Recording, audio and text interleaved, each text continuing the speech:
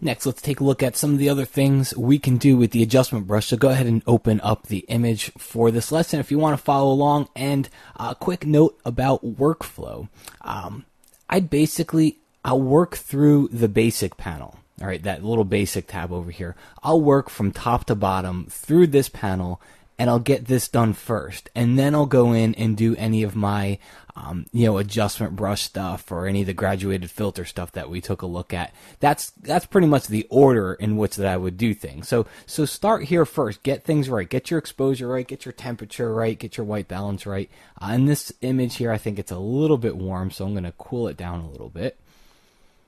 And that looks better. Exposure, I'm going to bump it up a little bit, but honestly I can't because I have this really bright background, and that's what we're going to go use the adjustment brush for. So I'm about pretty much set here. I'm going to leave everything in the basic panel alone, and I'm going to go click on my adjustment brush.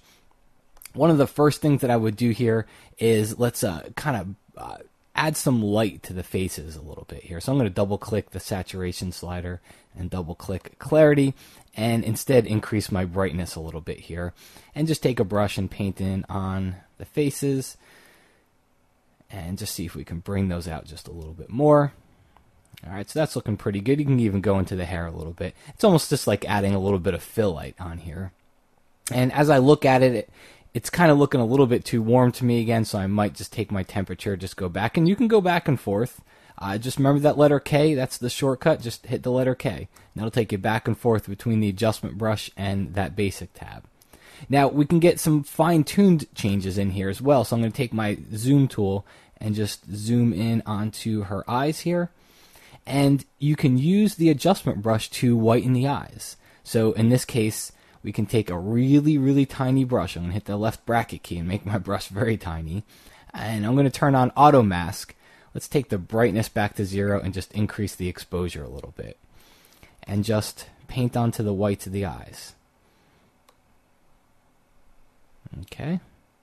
And if that's not enough, just come back over here. Increase the exposure a little bit. That's looking good. Come over to the other side, do the same thing. Alright, so that's looking good for the eyes. If they have a little bit of color in them, you can always take your saturation slider down, and it'll start to make them gray, so don't go down too far. But if you take it down a little bit, you could start to get some of those, any of those little red areas out of there as well.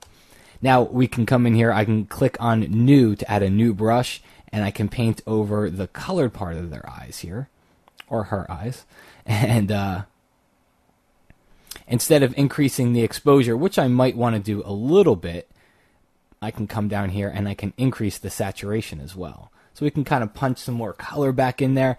And heck, you could come in here and you could change the color of the eyes. I'm not saying that I would because it looks funky, but you could. If you come in here and they have the right color eyes to start with, you could probably very easily change the color of somebody's eyes using the little color swatch down at the bottom there. All right, so let's take a look here. Let's hit our preview before and after. So I think we've done some nice changes in here. If I were to maybe take this a little bit further, you could always come over onto the gentleman. You'd probably want to do the same thing on his eyes. You could use a very desaturated brush and maybe paint over his teeth a little bit just to brighten that area up.